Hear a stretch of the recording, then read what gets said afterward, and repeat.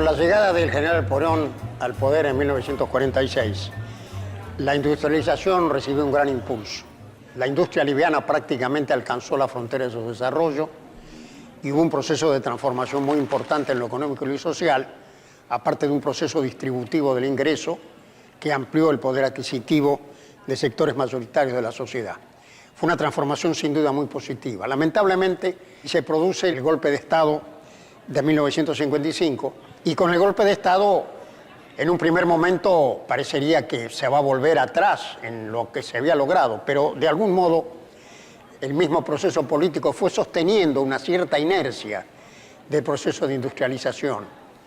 Y esto culmina con el golpe de Estado del 76, que concluye con aquella fase de industrialización que con idas y venidas, en la década del 30 bajo el régimen conservador, bajo el fuerte impulso del gobierno peronista, con las ambivalencias pero manteniendo ciertos rumbos después del 55, todo eso que se había logrado en materia de diversificación de la estructura, capacidades técnicas y otra serie de progresos fueron fuertemente golpeados por las políticas regresivas que se instalan a partir de 1976.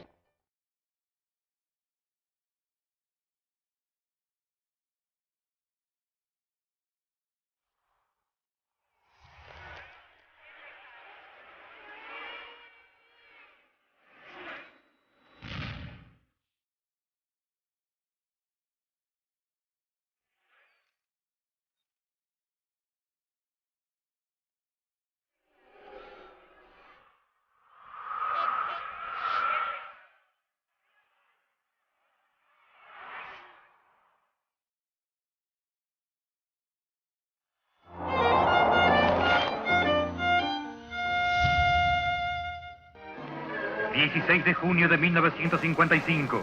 pasado el mediodía, inesperadamente la silueta de un avión se recorta sobre el cielo.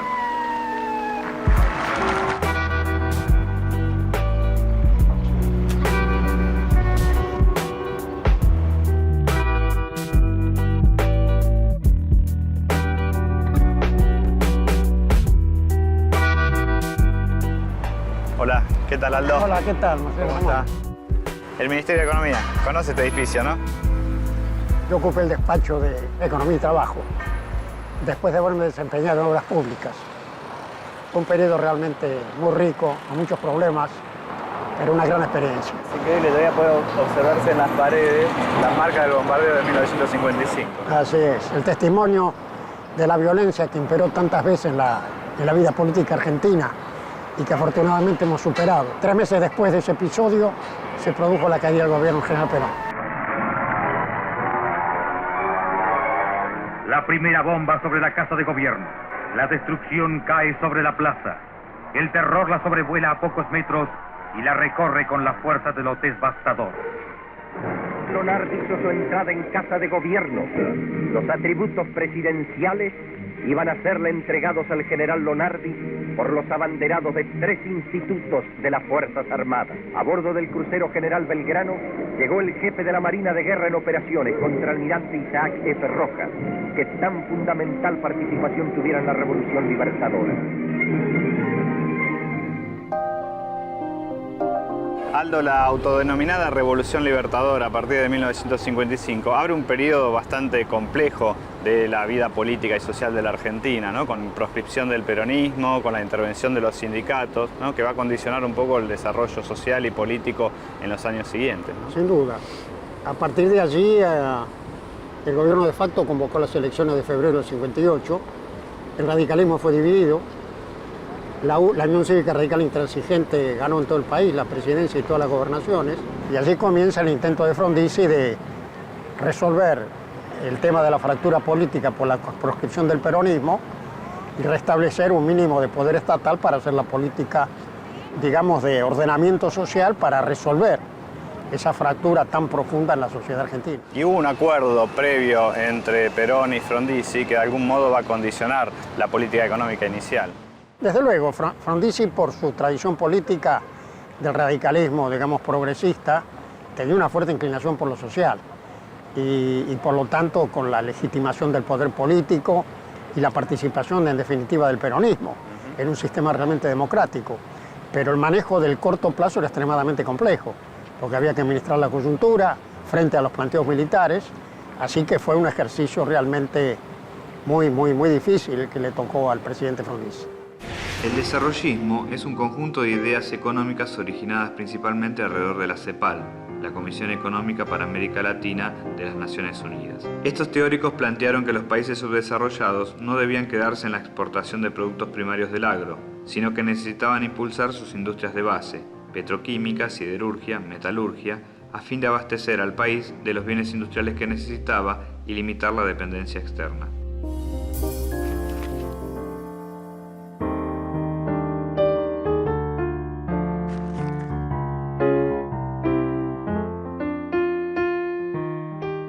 El planteo de Frondizi y de Frigerio, que era su principal asesor, era que era necesario y era correcto realizar un desarrollo muy fuerte de las industrias de base y lograr el autoabastecimiento energético.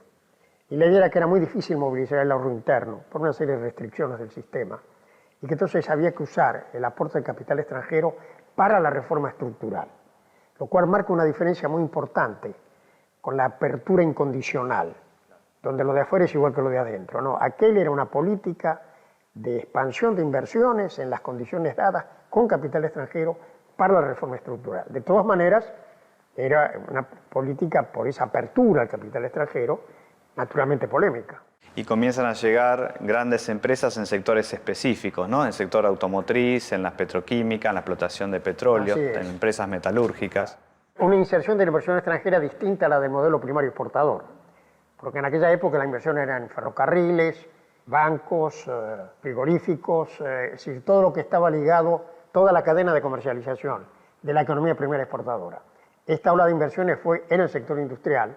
Uno de los sectores claves allí va a ser el sector petrolero, ¿no? Y además va a ser un tema bastante polémico y complicado. Un tema polémico, ciertamente. Con la llamada batalla del petróleo. Así es. Claramente era necesario el autoabastecimiento petrolero porque el déficit energético era muy grave. Frondizi se sabía con resultados a corto plazo realmente muy importantes. Y otra vez, concebir la inversión extranjera como un instrumento de la transformación, no como un instrumento de la inserción incondicional. Bueno, y logra el autoabastecimiento de petróleo en un plazo muy pequeño, muy corto, ¿no? En 1954, Frondizi, que era diputado por la Unión Cívica Radical, se había opuesto abiertamente a la política petrolera del segundo gobierno peronista. Perón había intentado firmar un contrato de exploración y explotación con la Standard Oil de California. Frondizi expresó entonces, en su libro Petróleo y Política, que YPF no precisaba capitales extranjeros para producir la cantidad de petróleo que el país necesitaba.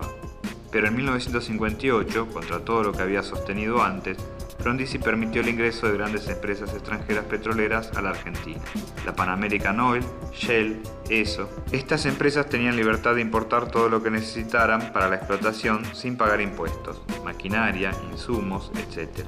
Su trabajo consistía en extraer el petróleo que luego YPF compraría en su totalidad. Las empresas podían llevarse los beneficios de esas ventas sin pagar impuestos tampoco. Hasta entonces, la producción nacional de petróleo satisfacía solo un tercio de lo que necesitaba el país para funcionar. El resto se importaba. El objetivo de la llamada batalla del petróleo era lograr el autoabastecimiento del consumo local, lo cual se consiguió. Aldo, acá está el edificio de Somisa. Vamos, entremos.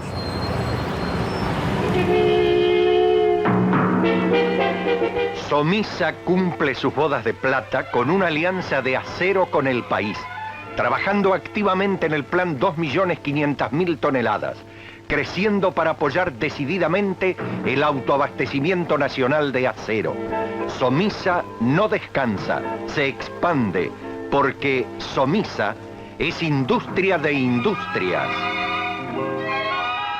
El acero es un material industrial básico, forma parte de lo que se llama la industria pesada. En el planteo desarrollista de Frondizi, el autoabastecimiento siderúrgico era fundamental. Y en este caso fue a través de una empresa mixta, como fue Somisa. Y este edificio es emblemático porque es el primer edificio inaugurado fue en el 1966, totalmente construido de acero, precisamente con acero de Somisa. Con el acero de Somisa, ¿no? Sí. Entre la inmediata segunda posguerra y el primer lustro de los años 70, las condiciones del crecimiento de la economía argentina quedaron determinados por la dinámica de un ciclo de contención y arranque en el marco de un modelo centrado en la industrialización por sustitución de importaciones. Esto provoca escasez de divisas. Ya no se puede seguir importando, la economía entra en recesión y el sector fabril es el más perjudicado. En general, la solución que se buscó para este problema fue la de estimular las exportaciones de productos tradicionales, es decir, del agro, para obtener más divisas. La estrategia desarrollista es en cambio diferente. Se trata de disminuir las importaciones en sectores claves, insumos para la industria, maquinarias, autos, petróleo. ¿Y cómo se reducen? Desarrollando estas industrias localmente para sustituir las importaciones. Y para eso Frondizi abre el juego al capital extranjero. La nueva situación dio lugar al surgimiento de desequilibrios crónicos y recurrentes del balance de pagos cada vez que la expansión económica interna impulsó las importaciones. De allí el ciclo de stop and go que caracterizó a esta etapa. Frondizi había llegado a la presidencia gracias a un pacto que había hecho con Perón, quien continuaba exiliado. Uno de sus compromisos había sido la legalización del peronismo, cosa que realizó poco antes de las elecciones de 1962. Así fue como el peronismo ganó la mayoría de las gobernaciones.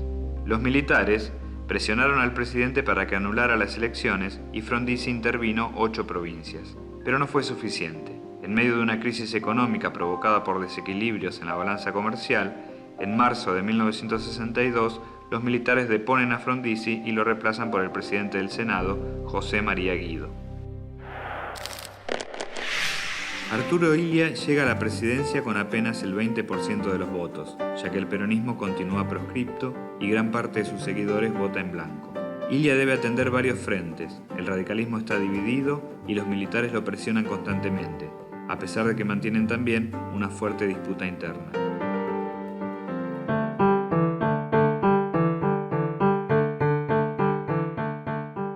A pesar de que la economía estaba andando razonablemente bien, el conflicto político en la Argentina estaba planteado con toda su crudeza. Y finalmente, en el marco de esas tensiones, el doctor Illia es derrocado. Y a partir de 1967, con el gobierno de Onganía, se incorpora como ministro de Economía Adalbert Krieger Bacena, que va a ser muy controvertido y cuya política gira en torno a un discurso que pretende la eficiencia del sector industrial. El tema de la eficiencia del sector industrial es un tema controvertido porque se lo compara a veces con la eficiencia del campo. Sucede, sin embargo, que el campo opera con la ventaja relativa de los recursos naturales y la industria no. Y entonces la ausencia de políticas de largo plazo industriales impidieron la madurez suficiente del sistema y, por lo tanto, su baja capacidad competitiva internacional, independientemente de la ausencia hasta esa época de políticas que fomentaran la exportación de manufacturas. Para resolver el tema de la ineficiencia industrial, Krieger Bacena decide abrir un poco la economía a las importaciones. Ello con la idea de no seguir produciendo bienes para sustituir importaciones a cualquier costo, sino solo los que resulten convenientes. Y otro de los problemas que enfrenta Krieger Bacena es el de la inflación. Pero Krieger Bacena compensa esta situación aplicando retenciones, impuestos, a las exportaciones de productos agropecuarios. Y traslada estos ingresos a otros sectores, al desarrollo de la infraestructura y de la industria. El gobierno puso en marcha un programa de estabilidad sobre la base de la política de ingresos, tratando de ordenar el comportamiento de los salarios, de los precios, de las tarifas de los servicios públicos, incluyendo también el tipo de cambio. Y a partir de allí, desacelerar el crecimiento de los precios.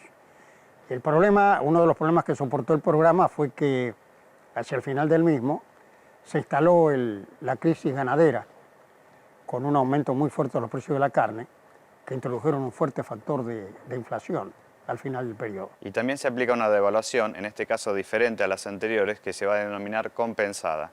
La devaluación de la moneda perjudica a los sectores que importan bienes, pues el costo de esos bienes aumenta. Y a la industria en particular, que importa insumos y maquinarias. Como consecuencia natural, se produce una recesión. La devaluación es el cambio de la relación entre el peso y las monedas extranjeras, por ejemplo el dólar. La última importante que tuvimos fue cuando salimos de la convertibilidad, que un dólar valía 1 peso y poco tiempo después eran 4 pesos por un dólar.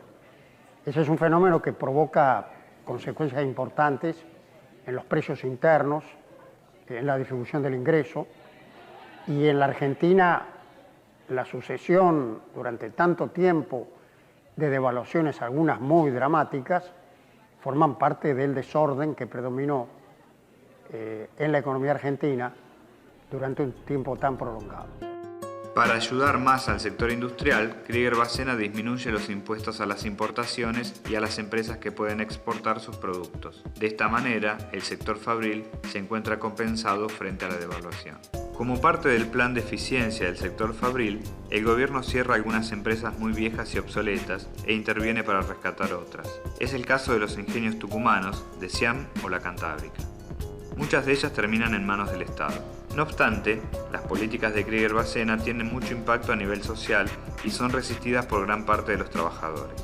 El gobierno de Onganía interviene en sindicatos y universidades y prohíbe toda actividad política. Esto genera en la población focos de resistencia que van adquiriendo gradualmente mayores niveles de violencia. El general Onganía se había propuesto la fantasía de 3 tiempos en el gobierno. El tiempo económico, arreglar la economía, después arreglar la cuestión social, el tiempo social, y finalmente el tiempo político, que era el de retorno a la Constitución. Y la verdad que el tiempo social y político se aceleraron y provocaron ese fenómeno. Y además el gobierno tomó actitudes que multiplicaron la tensión, como fue, por ejemplo, la intervención de las universidades, la famosa noche de los bastones largos, que tuvo un costo enorme, porque provocó el retiro de equipos completos de científicos y de técnicos.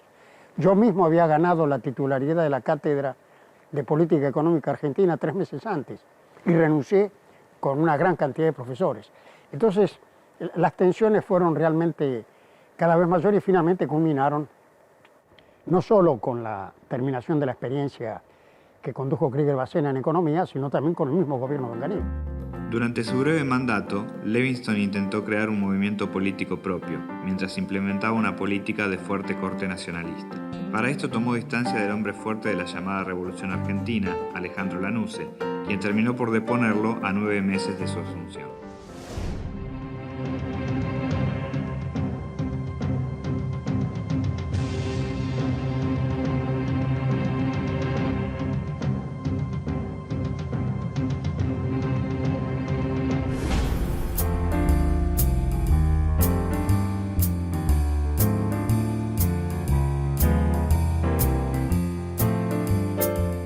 Cuando asume el Ministerio de Obras Públicas a mediados de 1970, había varias obras de infraestructura pendientes, ¿no? Importantes obras que venían de tiempo atrás y que algunas estaban paralizadas. Sí, sin duda. Estaba pendiente los acuerdos con Paraguay por Yacyretá. Por Yacyretá, claro. Con Uruguay por el Salto Grande. Y en ese escenario había un proyecto que había sido muy polémico en toda la década del 60, que venía de mucho antes, como lo hemos estudiado en nuestro libro, el libro que hemos escrito juntos sobre la historia de Zárate Brazo Largo, que era precisamente esta gran obra ferrovial, fundamental para la Mesopotamia. Y para integrar la Mesopotamia al resto del país. El Mercosur, lógico. Una obra que venía largamente demorada y una licitación que por su complejidad y por la confusión burocrática y la mezcla de intereses privados con el interés público, había terminado en una parálisis. Y por lo tanto, había que replantear la obra. Y efectivamente reformulamos el proyecto, volvimos a licitarlo y 4 meses después se adjudicó la primera parte del proyecto, que fueron los caminos de acceso, y a fin de año los 2 grandes puentes. Y a fin del año 70 ya la obra estaba en marcha. Zárate Brazo Largo, este complejo monumental cuyo costo asciende a $150 millones, se compone de 2 puentes de características similares, con sus correspondientes viaductos y accesos, tendidos a través de los ríos Paraná de las Palmas y Paranaguazú. La longitud de cada puente es de 550 metros y su altura sobre los ríos de 50 metros. Esta obra gigantesca completará la ansiada integración de la Mesopotamia. Plan Nacional de Obras de acuerdo con un país que avanza.